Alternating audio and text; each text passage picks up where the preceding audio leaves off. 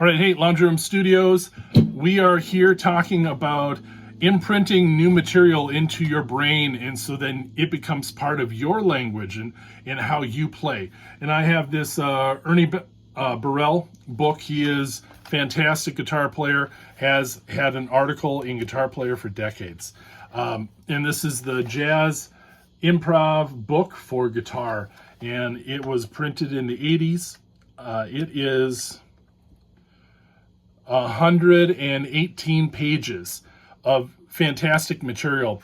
It gives you a lot of chord knowledge, and it gives you 251, 6-251 patterns. We're going to take one, and again, it has things that are a chord lick that are two measures only. 1, 2. D minor 7 down to G7, 2 beats, G7, and then you're resolving it to C. But the lick part is just 2 measures. I'm sorry, 2 beats, and then the next part is 2 beats, so it's 1 full measure.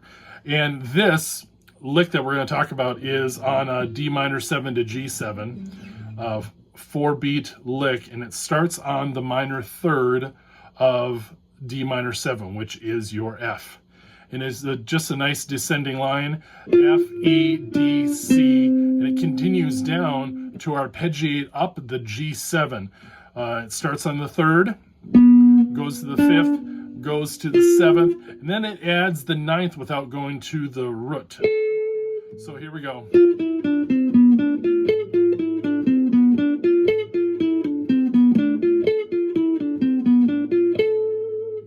And so once you really kind of absorb that lick, you're starting on the 4th string, you're going to take that same example and move it to starting on the 3rd string.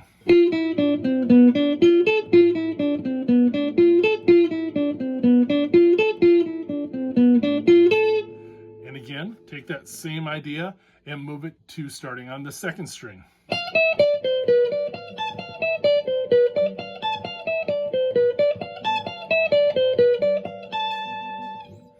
And then you even can take it down to start on the 5th string.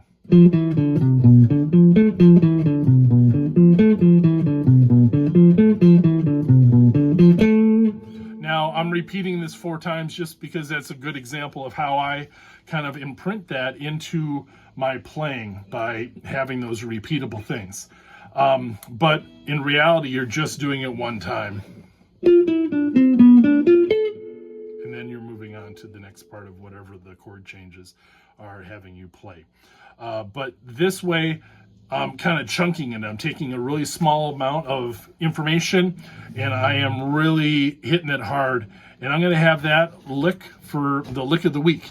I'm just going to keep on working on that. Later, probably on day 3, I'm going to add a new lick that I'm going to go and be doing from memory. I could sit here and work on all this stuff right out of the book and play pages of that really quickly. But I want to be able to have that internalize and become part of what I play. So then when I'm playing and I'm thinking that I'm in the key of C,